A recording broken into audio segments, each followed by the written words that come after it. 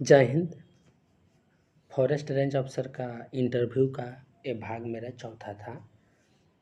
तो चलिए शुरू करते हैं। आज जो मेरा है फॉरेस्ट प्रोटेक्शन एक्ट वन संरक्षण अधिनियम 1980। आपसे तो ये इंटरव्यू में पूछा जा सकता है जब वन संरक्षण अधिनियम कब आया था, तो 1980 में आया था। ठीक, इसमें मेनली किस बातों पे जोर दिया गया था? तो इसमें मेनली प्लांटेशन और फॉरेस्टेशन, ज़्यादा से ज़्यादा प्लांटेशन करना, भूमि संरक्षण को रोकना, उसके तहत बहुत सारी योजनाओं को चलाया जाता है। यही है, ठीक है। तो थोड़ा सा इसको डीप में देखेंगे तो इसका नाम है वन संरक्षण अधिनियम 1980। लागू हुआ था 25 अक्टूबर को। ठीक है, डेट वाइज अगर पूछेगा तो 25 अक्टूबर 1980 को लागू हुआ था। और अभी करंट में ऑल ओवर इंडिया में लागू है। ठीक, पूरे देश में।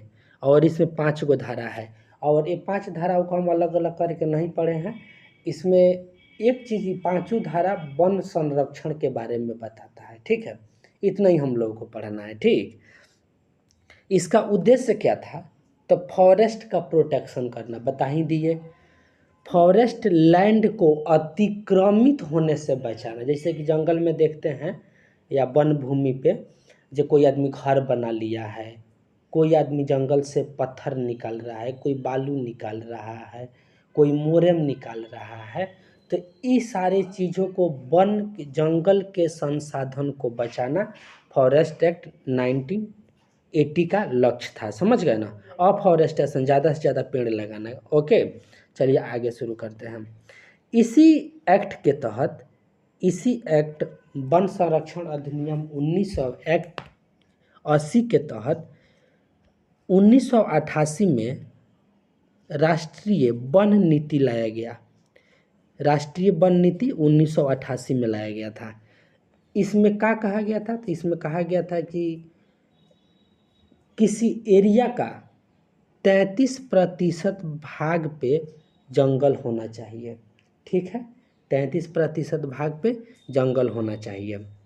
यही इसमें बताया गया। भारत में अगर भारत का भूमि मान लेते हैं जब 100 कट्ठा है, तो उसमें 33 कट्ठा पे वन भूमि या जंगल होना चाहिए। ठीक है, लेकिन अभी है कितना?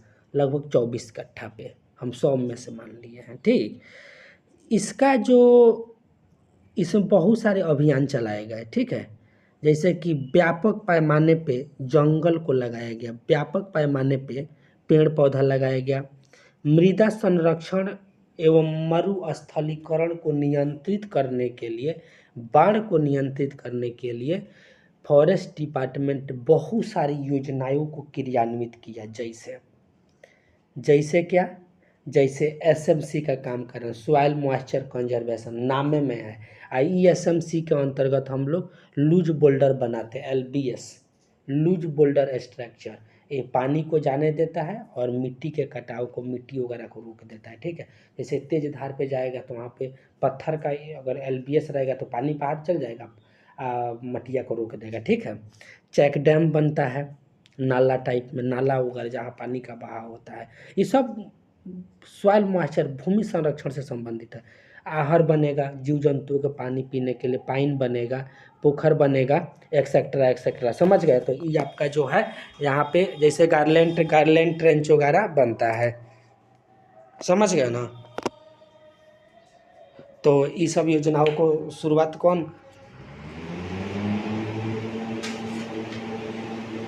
ये सब योजनाओं का शुरुआत इसी अधिनियम के तहत किया गया है। ठीक है, चलिए आगे बढ़ते हैं। इसमें बेसिकली जो होता है, इसमें जो बेसिकली कुछ बातों पे, जैसे कि आपके इंटरव्यू में कुछ चीज़ों के बारे में, जैसे कि वन का परिभाषा पूछा जा सकता है। जो जंगल किसे कहते हैं, जंगल किसे कहते हैं? तो चलिए थोड़ा उसको बता देते हैं। वन किसे कहते हैं?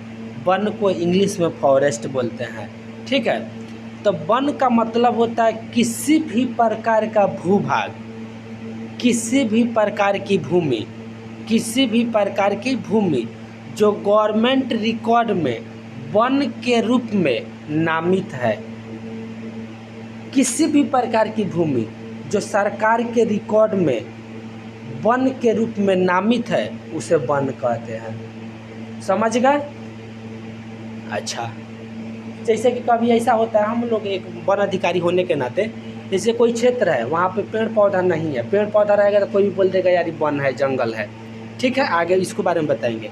लेकिन वहाँ पे पेड़ पौधा नहीं है, पूरा खाली है, वीरान पड़ा हुआ है, लेकिन सरकार के रिकॉर्ड में उस जगह को नामित किया गया है कि ये जंगल में है, इसको वन के रूप में दर्ज किया गया है, तो उसे वन बोलेंगे। समझ गए ना?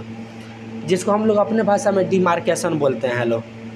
वन का एक और परिभाषा है, घने पेड़ पौधों से ढका कोई भी बड़ा क्षेत्र, घने पेड़ पौधों से ढका कोई भी बड़ा क्षेत्र, चाहे वो निजी भूमि पर क्यों ना हो, किसी आदमी के निजी भूमि पर बहुत ज़्यादा मात्रा में पेड़ पौधा है, घना है, तो उसे जंगल बोलेंगे, उसे वन बोलेंगे। समझ गए? चलिए, वन का मतलब हो गया, समझ में आ गया। चलिए, एग्जाम में कभी कभी पूछ देता है, इंटरव्यू में, जंगल और वन में क्या अंतर होता है। तो जंगल बहुत घना होता है, ठीक है, उसमें सूरज का रोशनी ज़मीन तक पहुंच जाता है।